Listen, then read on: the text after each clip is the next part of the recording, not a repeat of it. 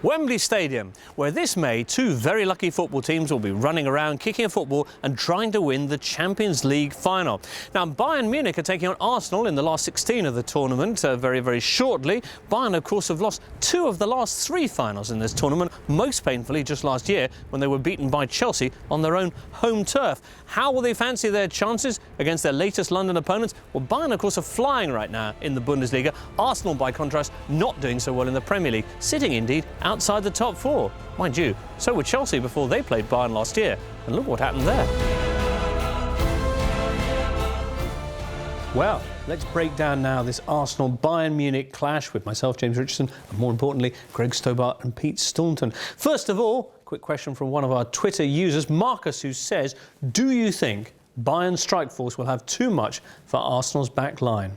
Bayern's strike force has had too much for a lot of teams already this season, and I don't see why Arsenal's notoriously precarious backline is going to be any different. We had Frank Ribery last week saying that he's now one of the best players in the world, which is hard to disagree with. We've got Toni Kroos, who's emerging as one of the most prominent playmakers in Germany, and of course Thomas Muller, who's probably having his best season to date. And that's all behind Mario Mandzukic, who's taken over the goal-scoring mantle brilliantly from Mario Gomez. Basically, I think that from an attacking point of view, Bayern are untouchable. All right, well, there are one or two weapons in Arsenal's favour as well. Of course, Theo Walcott's been in fine form. I mentioned Podolski, Cazorla as well. And Stephen Goff making the point that these are two teams that like to pass the ball. The midfield could be crucial. And as such, the return to form of Jack Wilshere could have a big impact on this game.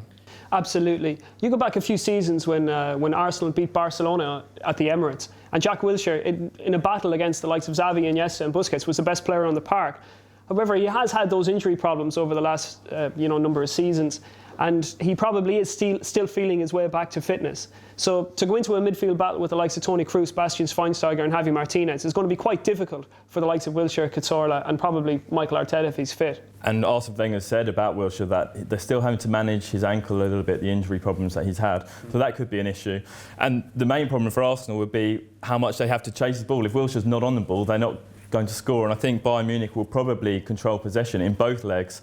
And Arsenal will look to counter-attack. Their real weapon now is getting Wilshere or Cazorla or Arteta on the ball and playing a longer pass in behind for Walcott, who can use his pace. I think that's where they'll look to hit Bayern Munich. You consider Bayern Munich, they're playing their usual game. They like to monopolise the ball. I think only Barcelona in the top 5 leagues across Europe have had more possession of the ball so far this season.